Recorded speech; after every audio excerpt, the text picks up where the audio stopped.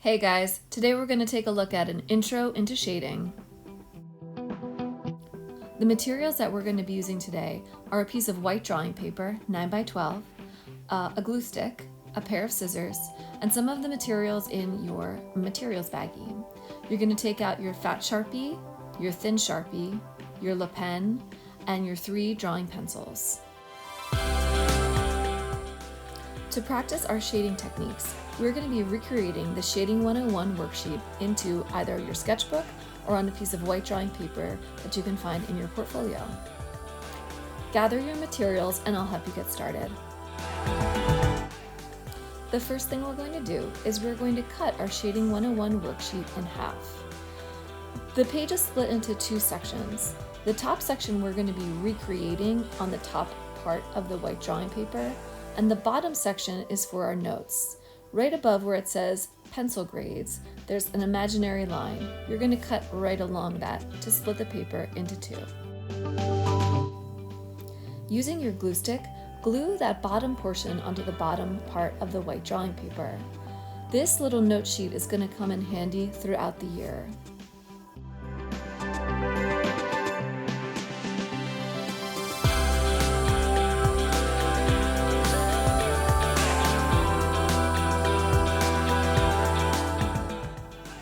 At the top of the page, write Shading 101. This is going to be our heading for our notes page. I'm going to be using my thin Sharpie, but feel free to use any of the materials in the bag. Any of the pencils, color pencils, or thick or thin Sharpies. I'm also going to be making mine a little bit artistic, just because I like to keep my notes kind of cool and pretty. You can make yours as simplistic or as artsy as you want. Feel free to copy my design or make one of your own.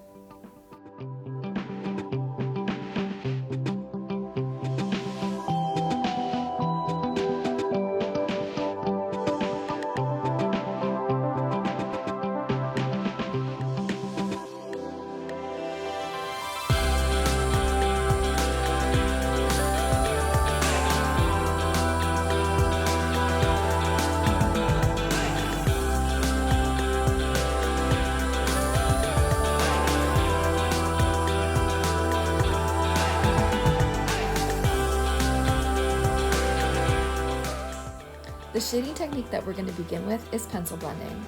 So up in that upper left hand area, you're going to write pencil blending with your thin Sharpie. Now let's take a look at the drawing pencils in your bag.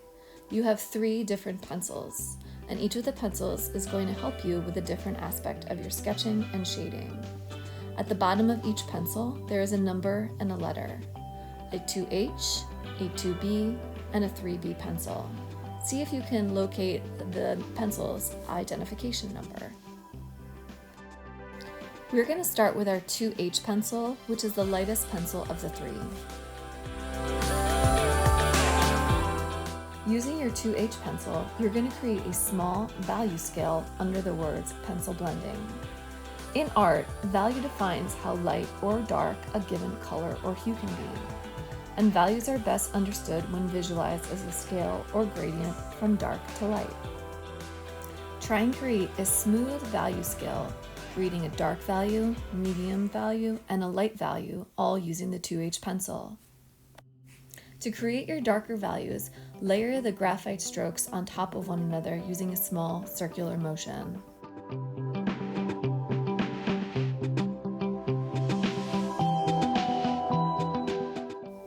As you try and create your lighter shades, continue the small circular motion of the pencil and also lessen your pressure as you push down on the page. This will help you to get a lighter value. When you finish your value scale using the 2H pencil, label it at the bottom. This way you'll know this is what a 2H pencil looks like. You're now going to create a small value scale for both the 2B and the 3B pencils. A 2B pencil is going to have softer graphite, and therefore the value is going to be darker much quicker. A 3B pencil is even softer and darker than a 2B pencil. Test out all of the pencils, the 2H, 2B, and 3B, to see how each of the graphites differ and how they feel when you're working with them.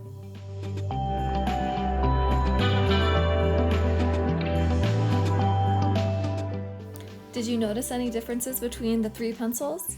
The 2H to me feels very hard, the 2B feels a little soft, and the 3B feels really soft. You should have been able to tell that the values with the 3B got very dark very quickly.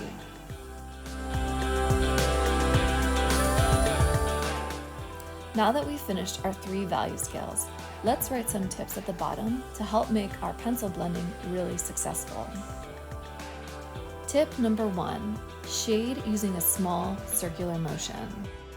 Tip number 2, never ever use your finger to smudge or smear your pencil blending.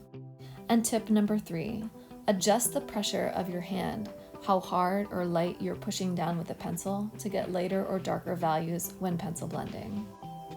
Now let's practice our next shading technique, stipple, one of my favorites. You're going to take out your Le Pen and your thin Sharpie. Stipple is the process or technique of creating value using numerous small dots or specks.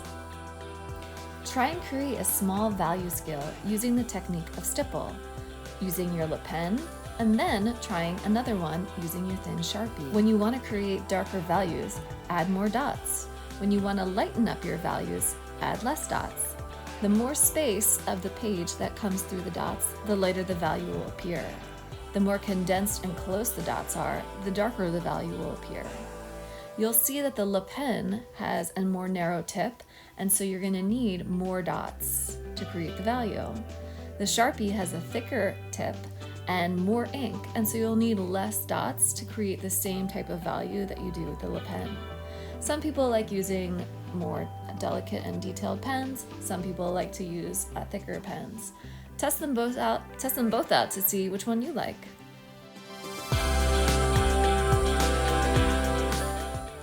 Let's try the shading technique of line design.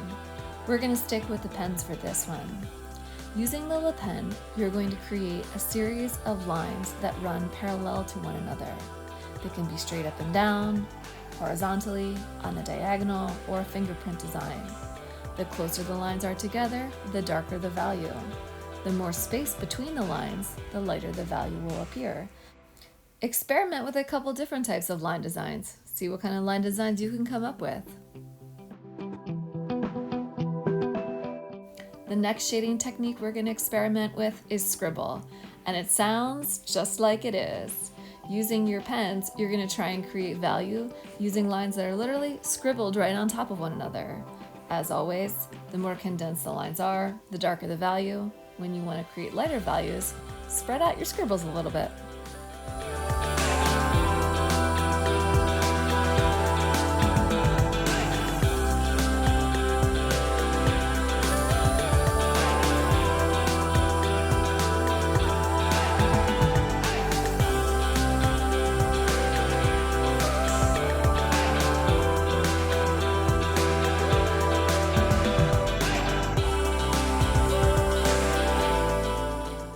Let's give the technique of crosshatch a try. Crosshatch is a technique using lines that crisscross on top of one another instead of creating a design like line design. The more interwoven the crisscross is, the tighter your value. The more space that you leave in between the crisscrosses, the lighter your value. In this demonstration video, I'm testing out my Le Pen, which is my most narrow pen, my Sharpie, which is going to get a little bit darker, even quicker than the Le Pen will. And I'm also trying out one of my pencils. A lot of people like to also crosshatch with pencil, not just with pen. So if you feel like it, give it a test. If you do want to try crosshatching with a pencil, I would suggest giving yourself a nice, sharp pencil point. My pencil point is not super sharp in my demonstration video, but you'll get like a nice crisp line if you make sure you have a nice sharp pencil point.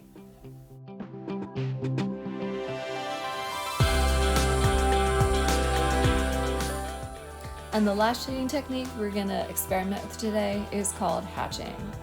And hatching is pretty much using the hashtag sign over and over again to create your values. The closer your hashtag sign is together, the darker your value. The more space between your hashtags, the lighter the value. I'm experimenting with my Le Pen and both my Sharpie in the demonstration video. Give it a try. See if you can create a dark, medium, and light value using the hatching technique. And there you have it, art kids. You've learned how to create value today and experimented with a number of different shading techniques: pencil blending, stipple, cross-hatching, line design, scribble, and hatching. In the future, we're going to learn how to then use these shading techniques to bring them into our drawings to make them extra fabulous. See you next time.